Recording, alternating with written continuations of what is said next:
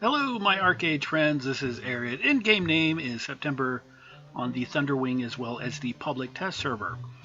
This video, what I'm going to bring to you is some information about boats and building boats and what should be your first boat. Really, the goal of the video is basically to help new or returning players decide which boat to build first, if that's your thing. Okay, so let's get into this. When you decide to build a boat, whether it's your first boat or your next boat, you really need to understand your options. So you can take that information, the option information, add in a little bit of knowledge about yourself, like what kind of gameplay do you enjoy, and then you can kind of decide which boat is right for you. So this is how the video is going to work. We're going to discuss each boat, what they are for, and how you can customize it. Basically, I'm not going to get in very specific, but basic overview, and what kind of gold, time, or resources you're going to need to build each one of them. Now understand, what I'm trying to do here is a very basic overview with the goal of helping you pick the right ship for your needs. The future videos in this series will be very specific about customizations and costs associated with them. Just remember that you do not have to fully deck out your boat to start enjoying it right away. So in Archeage, there's basically three services boats can fill. The first is transportation. The second, everybody's favorite, or maybe not, is combat, and the third is fishing. Now each boat can really kind of fill most or somewhat of these roles, but it's important to realize that certain boats will excel in one of these categories to a very large degree, and may only serve additional, minor take minor forays into the other, or just have a very limited capacity. In other words, what I'm trying to get at, you want to pick the right boat for the job. Okay, so I'm going to detail the pros and cons of each boat here in just a moment, but this guide was designed for those who may not have ever built a boat at all, so I need to detail that process about getting a boat built first. So in almost all cases of building a boat, the first thing that you're going to need to do is acquire a design. Now, designs are generally, not always, but generally purchased for Gilda stars. So one way to find them is just open the marketplace and scroll through the Gilda tab here, and just find the design you want, and then you can buy them right there. Another option, if you want to see the boats and what they look like, is you can head over to Mirage Isle, and you can find the design vendors along the beach, the coast there. So once you have the design of your choice, you need to visit a ship crafting bench. Those are always located at the Eznan Light. Those are found in the hometowns like Osteria, Two Crowns, and you can also find them in Diamond Shores. Because what you need to do is you need to craft the dry dock materials. So if we open one of these benches up here, you can see that there's these categories under ship materials at this workbench. So at the bench you'll be able to craft like the Clipper, the Merchant, the Galleon, which is classified as a small warship, or the Enoan Galleon, which is a medium warship, and you can craft the dry dock placement materials. Fishing boats are a little bit different because the one fishing boat that you can buy for Gilda the design, you'll be required to have a fishing boat steering wheel, a fish crane, a high-powered engine, which are getting expensive, as well as you have to buy a fishing license from the general vendor. I'm going to talk more about those boat options for the fishermen here in a minute. But once you have the design once you have the design and the materials for the placement, all you have to do is just place the dry dock in the Eznan Light area. So once you've placed your dry dock, you'll need to ferry over some iron, lumber, and fabric packs to the dry dock to actually, engage and build the boat. So every design that you get will tell you up front how many packs you're going to be required to need, just like the houses do. So for example, if we look at this this design in my bag, the fish finder longliner, Jesus, it's not a log liner. If we look at this thing here in my bag, it tells me the construction materials are 2 lumber packs, 2 fabric packs, and then 2 iron packs. Now, if you've never made a pack, you might be asking yourself, what the hell are you talking about? So each pack, to craft a pack, you're required 100 of the respective materials. So lumber pack, 100 lumber. And then you have to craft them at the appropriate workbenches. So like for the lumber packs, you'd have to go to the sawmill workbench. The fabric packs, you need to go to a weaving loom. And then for the iron packs, you'll go to a smelter. Now, thankfully, if you're building near an Ezilite, I always say easy, Ezilite. Thankfully, if you are building near the Ezilite, the workbenches aren't going to be too far away. So if you have a farm cart or a wagon, it will help you in this regards, because you can just basically load up the packs you need and then drive them over to the dry dock. However, if you do not have a farm cart or a farm wagon or any other thing, you'll have to run those packs over to your dry dock one by one. Also, just like a house, a boat requires the packs to be fed in a specific order. So you can, if you do not know, it's usually listed in the order that they're required. So like mine was lumber, fabric, and then iron. So chances are that's going to be the order in which I need to feed them. If you don't know, you can always inspect your dry dock to see what it's waiting on. And the last thing I'd like to point out is if you are in that situation where you have to run the packs by yourself, best thing to ask a guild or a friend if they'll be willing to help you out.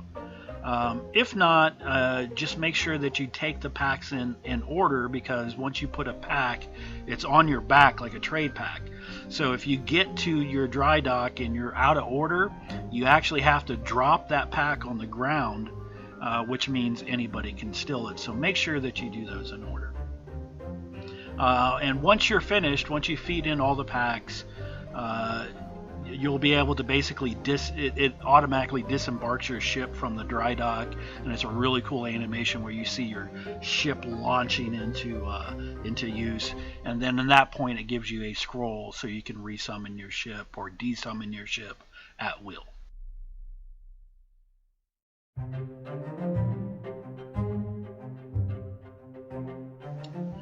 So that's quite a bit of information on how to build a boat.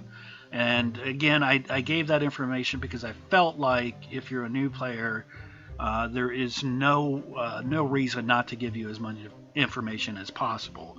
But if you want to hear that in simple terms, acquire the design, acquire the dry dock materials, place your dry dock, add an Ezilite. Why I keep saying at the Ezilite is because as of just like a month ago, due to some people exploiting the dry dock mechanics, you can now only place them at Ezilite. So after you place your dry dock, then you're going to feed in the required lumber, iron, or fabric, and voila, you get your ship. Okay, so now that you know how to build a ship, let's take a look at each ship to see which one would be the most useful for you. And the first up is going to be the Clippers. Okay, so the first ship style we have is the Clipper or Clippers.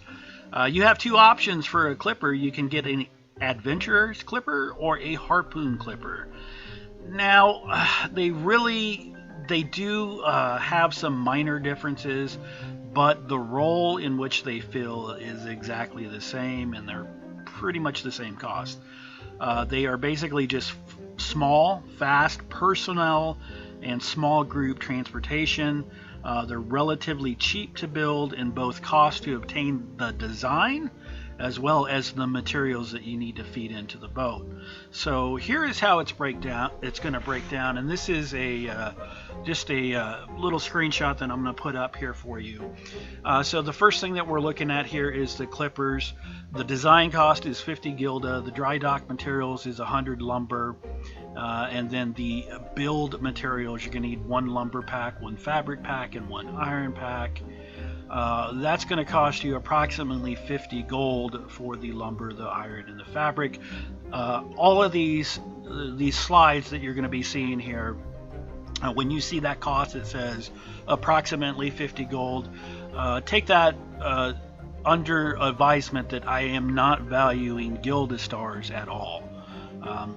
I know that's a little funny, but you know, most people, if you're building your own boat, you're not really too concerned on the value of the Gilda stars. If you want to say a Gilda star is worth a gold, just add 50 gold or whatever how many Gilda stars it costs. Okay, so the pros of the clippers are they're cheap.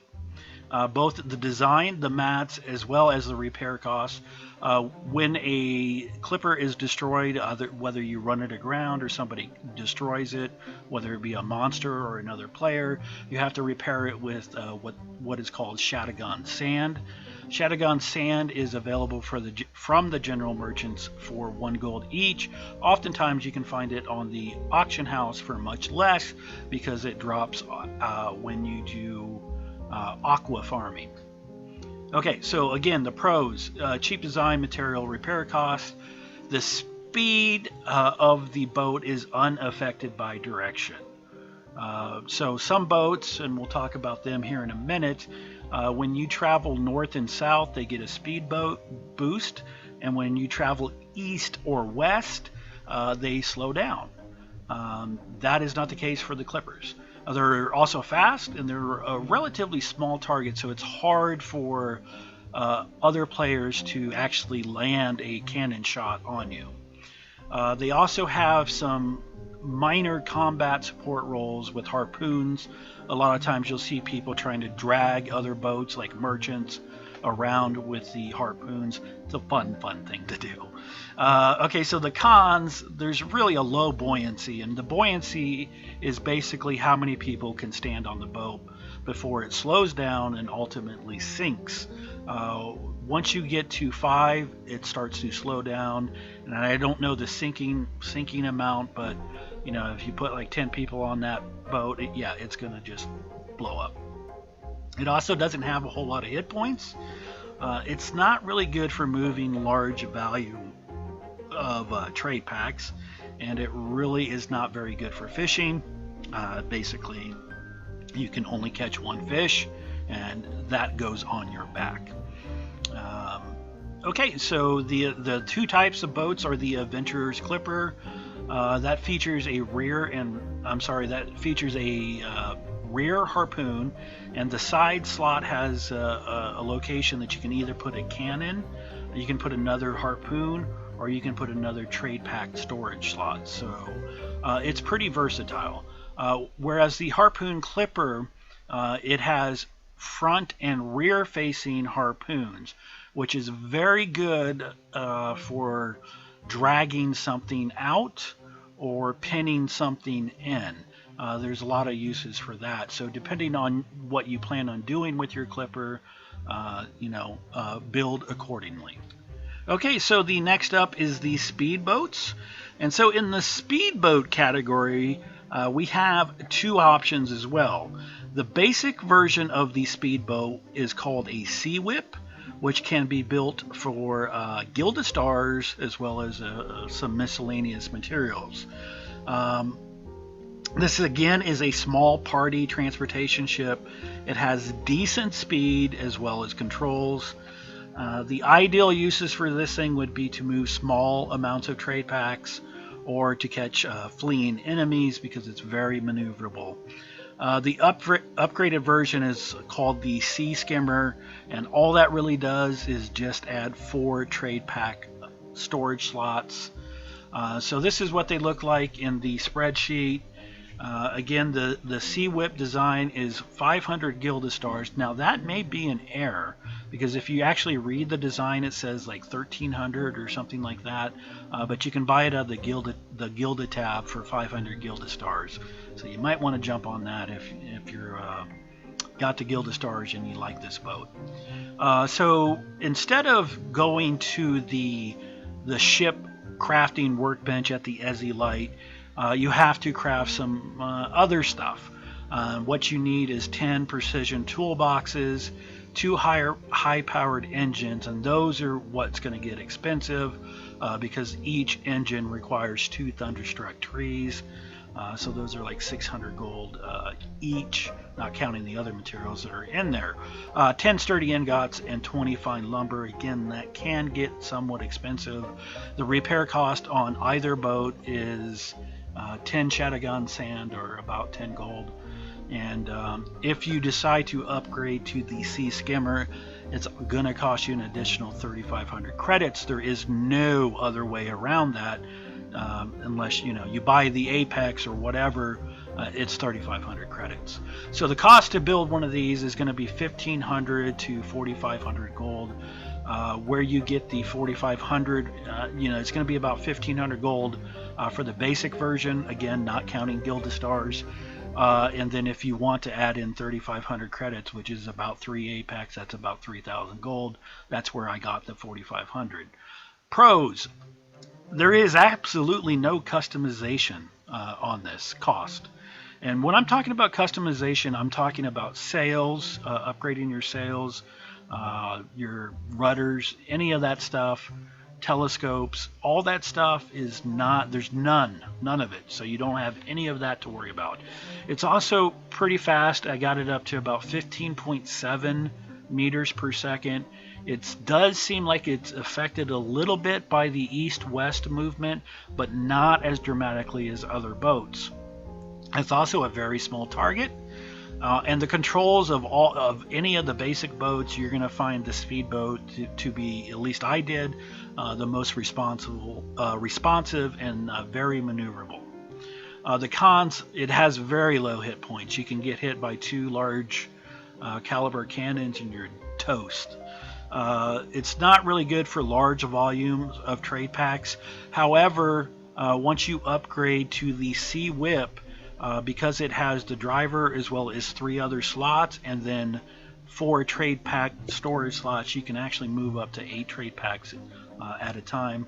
Again, it's not good for fishing because it has nowhere to put fish, and it really has 0 combat functionality. No harpoons, no cannons, no absolutely nothing. It is designed to get you from point A to point B pretty quickly, and it's good for, if you're getting chased, you can head east-west and probably lose somebody. So the 2 types, again, is the Seawhip, which is the basic version, the one that you make with the Gilded Stars. It has seating for 4, and it will get up to between 13 and almost 16 meters per second, although here it says 15.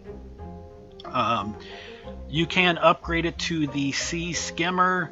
The upgraded version is the upgraded version of the Seawhip. Really, the only difference that I saw after I upgraded this thing is that it got 4 trade pack storage slots. That's pretty much it. Okay, so next up is the Merchant Schooner. The Merchant Schooner is the boat that you want if you want to move a large volume of trade packs, and it's also a pretty decent personnel transportation ship. It can be equipped to go very fast and as well as very stealthy. It's able to hold up to 22 trade packs, not counting what other players that you're dragging along have on their backs.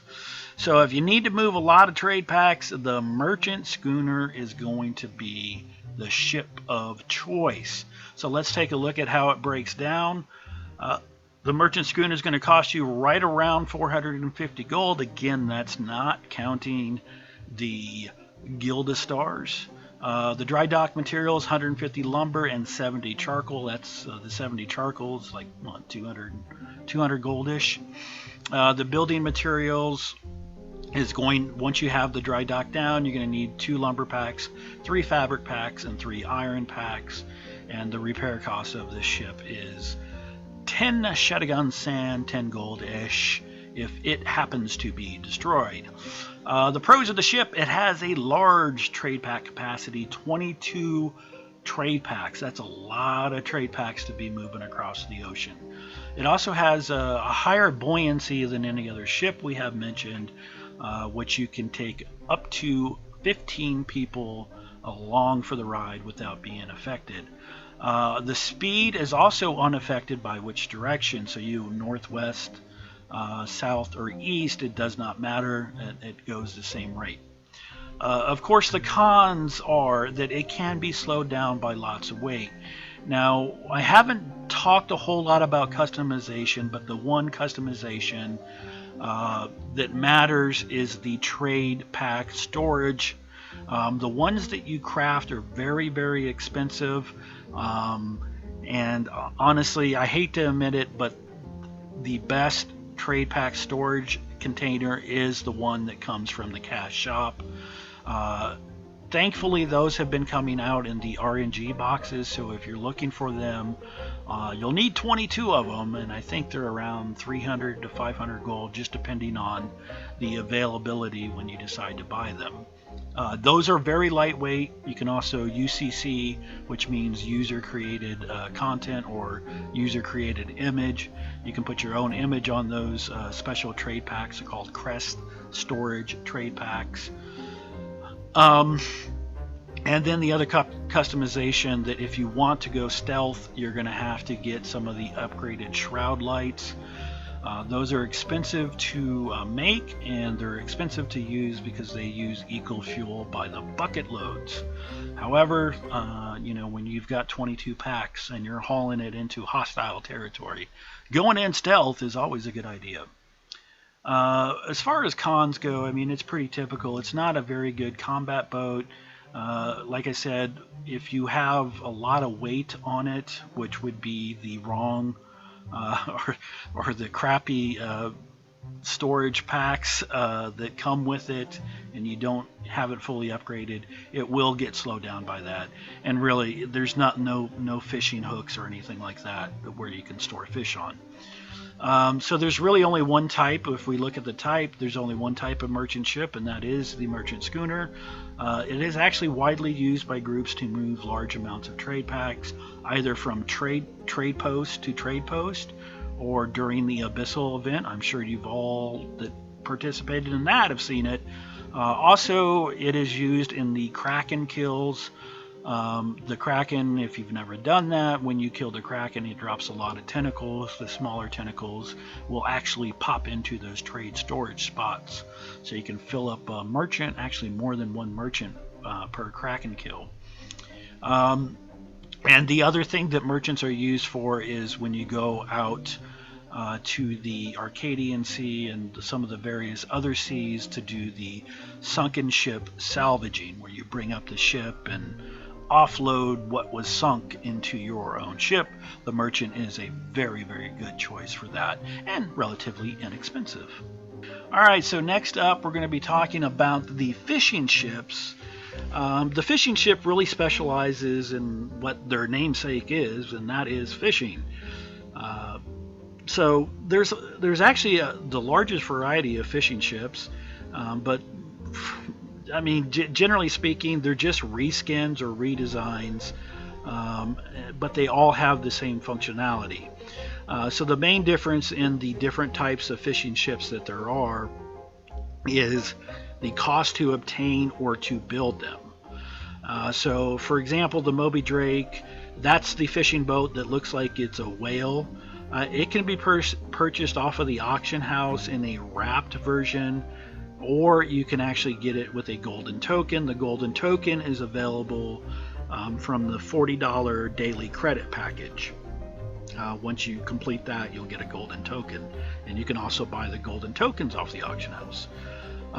So the Moby Drake, when you unwrap it, it'll come out fully built and ready to go.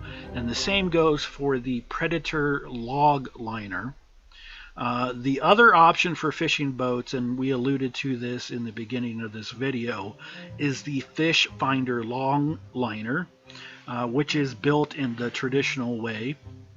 You use Gilda for the design, then you need miscellaneous materials to build a dry dock, and then finally you have to build the boat with the lumber, fabric, and iron packs. So all in all, given the cost to build the Fish Finder Longliner, it's probably not going to be the way you want to go. You're better off just to buy straight up the Moby Drake, or the Predator Longliner straight up for the additional Gilda, and just skip the construction phase altogether. That's my advice. But let's take a look at the breakdown of this. So we've got, for fishing ships, there's 4 that I have listed here. The first, and the cost is going to be anywhere from 0 to 1,500 gold. And the way, how I get 0, how I got that 0 is because if you buy the Predator Longliner, it's 1,400 Gilda only. And then, boom, you got yourself a boat. You don't have to build it, no dry dock, no nothing. The Moby Drake is the one that will cost about 1,500 gold, and about the same if you decide to build the Fish Finder Longliner. Actually, probably a little more than that, because of the increasing cost of the high-powered engines. So the 4 listed here is the Predator Longliner, which costs 1,400 Gilda only. Boom, you're done. That's a white boat, shown down here in the bottom. Not a very big image, but there it is. Then there's one you may see out and about. I don't know if anybody left still has these things. It's called an Albatross Longliner, and basically it's just like the Fish Finder or the Predator Longliner, except for it's pink. Now, where that came about was there was an event called Surf and Turf on May 24th in 2016. You got these golden puffer fishes just for fishing. They would randomly, bait fishing, they'd randomly appear. If you collected 200 of those, you got yourself a free boat. So again, another free boat. Okay, and so the repair cost on all the fishing boats is low. It's only 5 shotgun sand. The pros of the fishing boat is they are very, very good for fishing. Go figure. There is fishing tanks on all these boats. It doesn't matter which one you want to refer to, that will hold 5 medium or small fish. And then there's an additional crane on the back with 2 hooks where you can hook up to 2 gargantuan fish. And those are the ones that are worth the big money. On board, there's also a lure and chum vendor, which will sell you the lures or the chum. There's also 3 trade pack storage slots, and I think you can get up to 4 total. I'm not 100% sure, but I think the front has a harpoon on it. You can take the harpoon off, and if you have a Crest storage pack, yeah, I'm pretty confident you can put 4 trade pack storages on those. And then again, low repair costs. So the cons is really they have a very limited combat role. It's limited because really if you put the only thing it can really do is if you have a harpoon on it, it can drag things around. It is also affected by east or west travel, so if you're not traveling north or south, you will slow down. It's also very clunky and slow to turn. One other thing that is of note is when you're out there fishing and you need to you've hooked a gargantuan and you need to stick it on the crane, you have to lower the crane. And then sometimes you'll get into combat and you might want to get the hell out, but you have to actually raise the crane. Otherwise, if you don't, you're going to be under a slow, it's like dragging the fish and it'll slow you down. So you have to raise the cranes. And it's also low health, and it's a pretty easy target to hit, because it's slow and has really no maneuverability. So the types of fishing boats, again, we've kind of discussed that, but cosmetically there is a variety of fishing boats, but generally they all have the same functionality. The names are the Predator Longliner, 1,400 Gilda, the Fish Finder Longliner, 500 gilda plus the cost to build it. Probably not worth building that one, guys. The Moby Drake from the Golden Token, or you can find them on the auction house wrapped.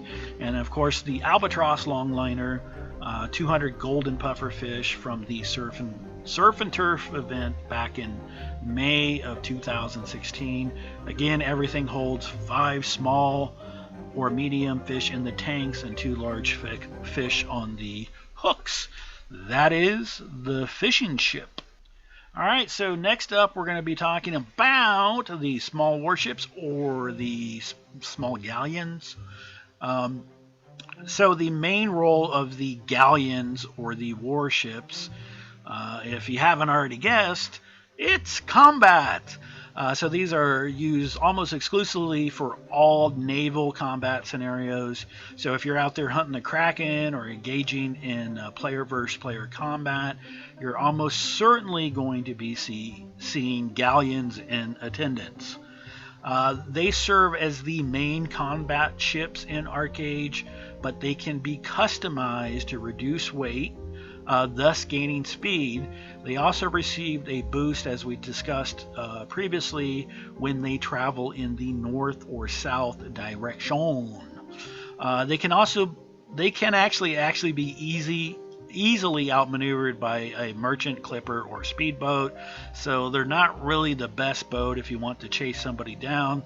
That being said, owning a galleon is kind of an accomplishment, and once you get it very customized, it's even more so. Okay, so let's take a look at the breakdown. All right, so the galleons, and we're talking about the small ones. There's 3 options. There's the Lutesong Junk, the Eznan Cutter, as well as the Black Pearl, aka the Growling Yawl.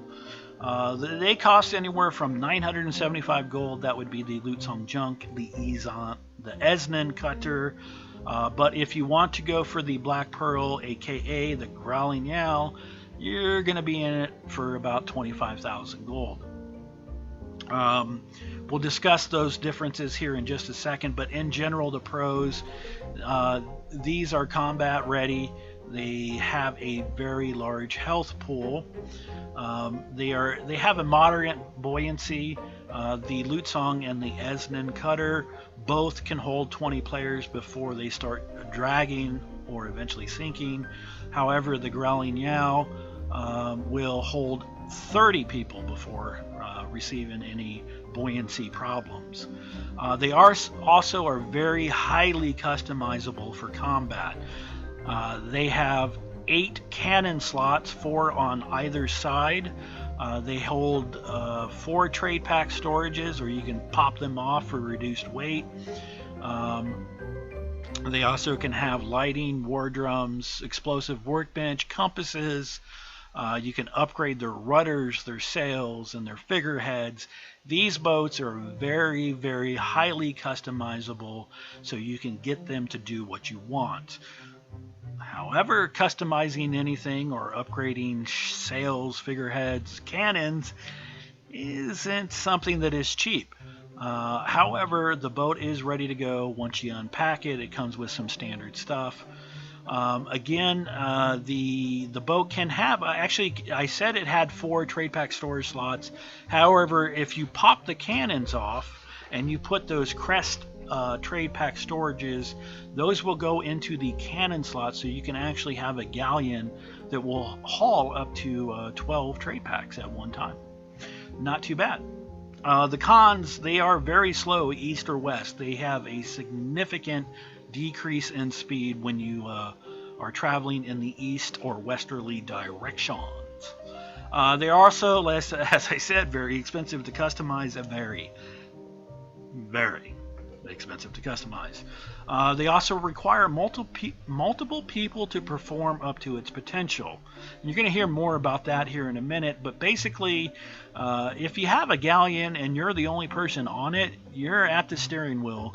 Nobody's out there firing your cannons. You need people on your boat to help that boat do what it's supposed to do, aka fire cannons. Okay, so the differences between the Eznan Cutter and the Lutesong Junk, is basically that the Eznan Cutter has what they call a crow's nest up on the mast, and I'm going to point down here on the spreadsheet, or this document here, to show you. If you look up here at the top, that is where the crow's nest is. However, on the Enoan Galleon, the compass, which is in the crow's nest on the Eznan Cutter, the compass is actually on the deck, so it's really easy to get to. The compass tells you what's coming in, or what's on the radar.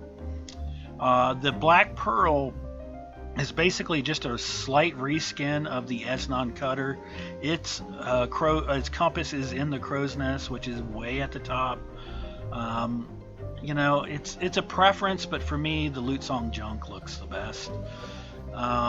Again, the Growling Yawl, when you're talking about cost, the Eznan Cutter and the Lutesong Junk, 500 gil to start's not too bad.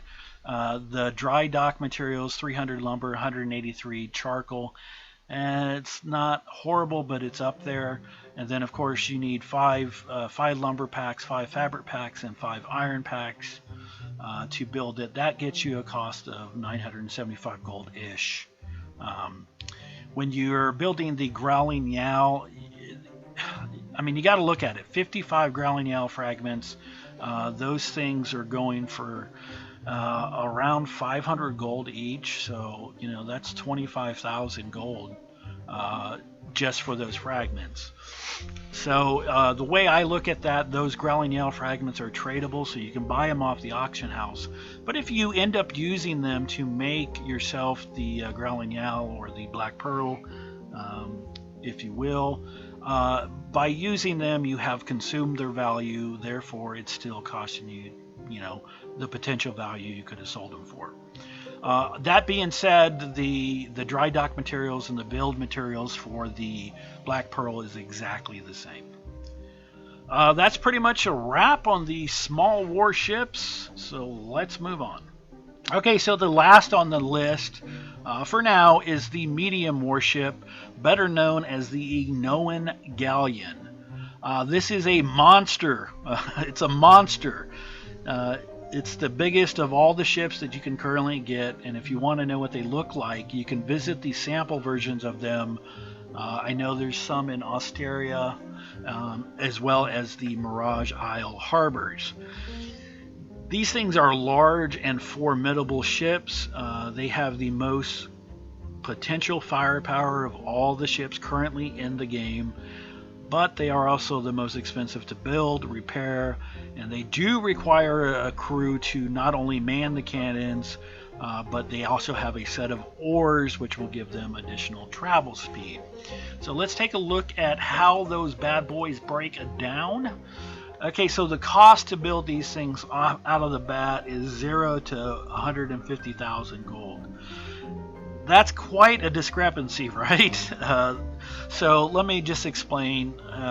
Let's talk about how you get these things. So the design is, to get the design, the most common way is 5,000 Enoan Galleon scraps. Those are dropped exclusively from the Luskas, which spawn once a day. I think there's 36 that spawn per server if there are people killing them. So you only get 36 scraps generated every day per server. However, when you kill the Leviathan, I believe when you kill the Leviathan you can get an Enoan drop, or at least the first time it is killed on that server, it drops an Enoan. And then the other ways to get it is rare try-on contest. So they had like a login contest and creator contest, show me your house, various contests, artwork contests that they've done over the years, where the grand prize has been these Enoan Galleons. So that's where I get the 0 to 150,000 gold. I just looked at the time of making this video, and there was a Enoan design available for 130,000. The last one that sold was 120,000. If you were to buy all the scraps at 30 gold each, which is about their average price, that's 150,000. So there's that price. The pros: this ship has the largest health pool. It also has the largest buoyancy. It can hold up to 50 people, like a whole raid. It's also highly customizable for combat roles, just like the other galleons. This thing has so many options. It's got up to 10 cannons, 5 per side. It also has 3 sails, 2 figureheads, as well as the rudders, and all the other stuff like the shroud lights, the drums, the workbenches, the compasses, all that stuff that you can do to them, you can also do to this ship. The cons is it does slow down in east or west directions, just like the other galleon. It's also very expensive to build. I mean, you can just see there by that price tag. It's also, because it has so many customizations available to it, it is also highly expensive to customize. And when you repair it, it is 50 Shadowgun sand, which is 50-ish gold. I mean, you know, depending on the price of the Shadowgun sand. At worst case, it would be 50 gold. And again, it does require multiple people to perform up to its potential. So the Enoan Galleon is a large, formidable battleship. When it's properly manned, this boat can be very fast. It's got 2 modes: a travel mode, or it can have 10 cannons in attack mode, with the largest of all the ship's health pools. Once it's in battle mode or attack mode, it's almost impossible to board this ship. Just the way it configures itself. There's no backboarding. And if you have raid planks on the side, raid planks can only be used by people in your group. So whoever the captain's group is, whoever he's in, only the people in that group can actually activate the raid planks, and the raid planks cover the ladders. So if you're not in the group, you can't put down the plank, which means you can't get on. So due to the cost, though, this is due to the cost to obtain, build, and customize, this is actually currently the most expensive ship in the game. Okay, so all of that was talking about the main ships in this game. There are some other water, I would say boats or ships, but let's just call these things water navigation devices. And what I'm talking about here is submarines, mounts, and rowboats, dinghies, and there's like a swan boat, which will probably be coming this month, return to the marketplace. But the functions of those aren't really classified as a ship, so we'll have to do another video to cover what those actually do. But with this information, you should hopefully be able to make an informed choice on what ship to build based on your playstyle.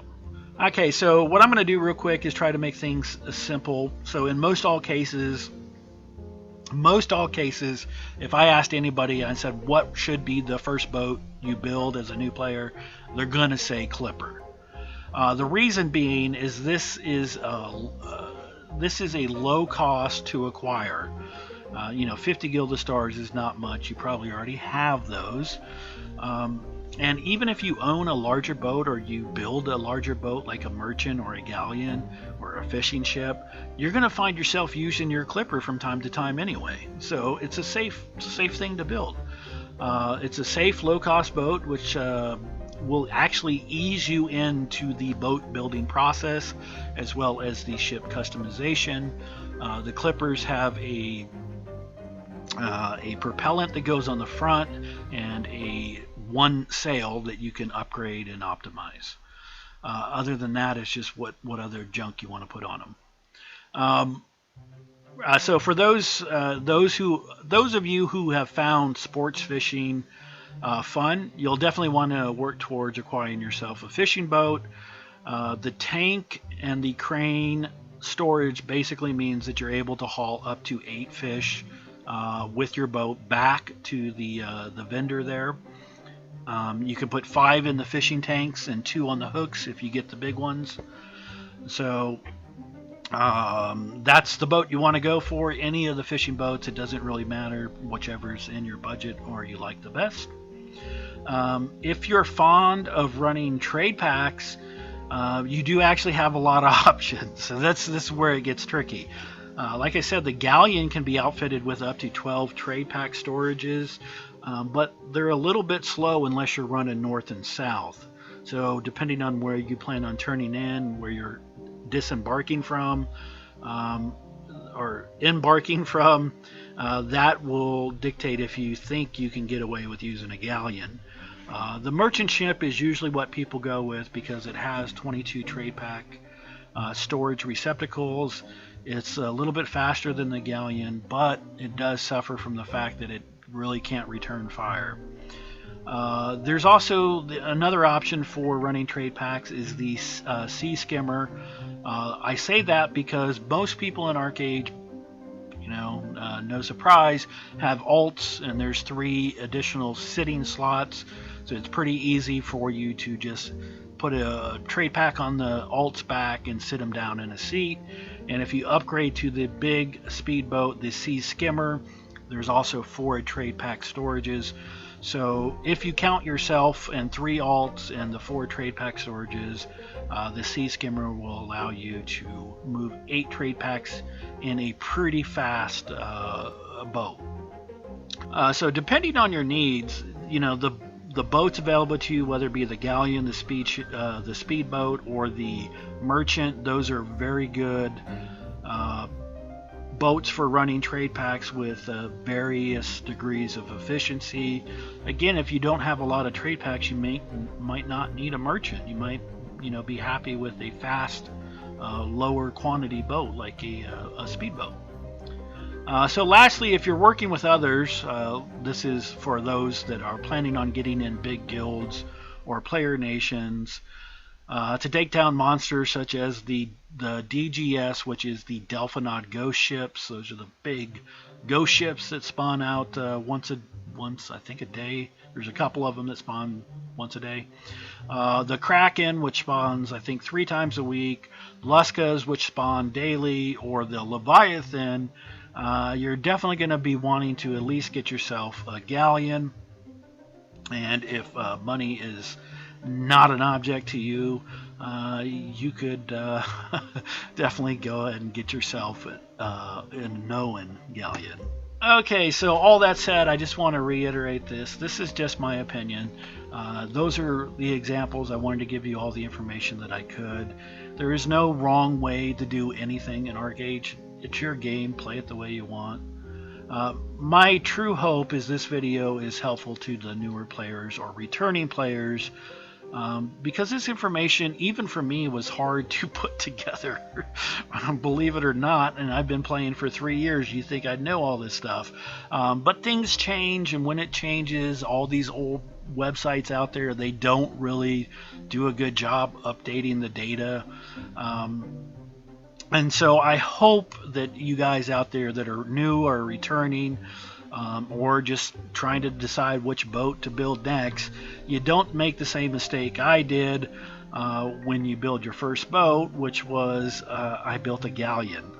And Galleons, are, like I said before, are highly customizable. And what I ended up doing is making a Galleon, and then I sunk thousands of gold, like probably 20,000 gold, into upgrading the sails, the cannons, the rudders, and then I hardly ever got to use this thing because I was in such a small guild. We never had more than 2 or 3 people on at a time, and when those people were on, 90% of the time they didn't want to do anything on the sea.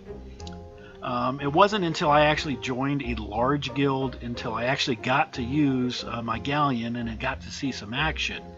But that was actually more than a year after I had finished it and created it and got it up to divine or epic levels. So don't make the same mistake I did. Build the boats in the order that you think they're going to be most useful. Okay, so one more thing before I close out. this is actually just going to be the very beginning. I know this video is going to run a little long, but this is just going to be part one of a series that I'm going to be doing for my friends here on YouTube, my Archeage fans out there. The next thing that we're going to talk about is the customization. So generally speaking, the prices that you've seen here are the base cost, and I didn't account for the value of any quality customizations that you can do. I didn't, I'm not talking about putting legendary or mythic cannons, sails, figureheads, or things like advanced rudders, ray planks, upgraded masts, shroud lights, telescopes, fish finders, monster finders. None of that was actually factored into any of those costs you saw in those red stickers. And that can be somewhat expensive in their own right. So look for more videos about how to customize your boats in the future as we continue to explore, I think, one of the funnest things or funnest activities that you can do on Archeage, which is naval combat and ocean trading, as well as the sports fishing. Alright everybody, I hope you have found this video not only helpful but also informative. You can show your support by liking and subscribing to this video. If you're new here, those subscribes matter a lot. Please do so. If you've already subscribed and you like this content, please give me a thumbs up. If you don't like it, you can give me a thumbs down. I get it. You can also find me on Twitch every Friday after Tryon's live stream. I do a lot of testing and regrading and just random things on those Twitch streams. In Twitch is where I give away all my Tryon creator codes, and lately I've been giving away Apex. Like, what am I doing? Just giving away Apex. So you can join me on Twitch if you'd like to take part in that. You can also follow me on Twitch, Twitter, as well as Discord. My Discord is public, so anybody that has questions, you don't want to comment here, you can find me in Discord and ask me personally. And for those of you who would like to step up your support with a little something special for me, you can support me by becoming a Patreon for as little as $1. So until next time, this is September saying, be well.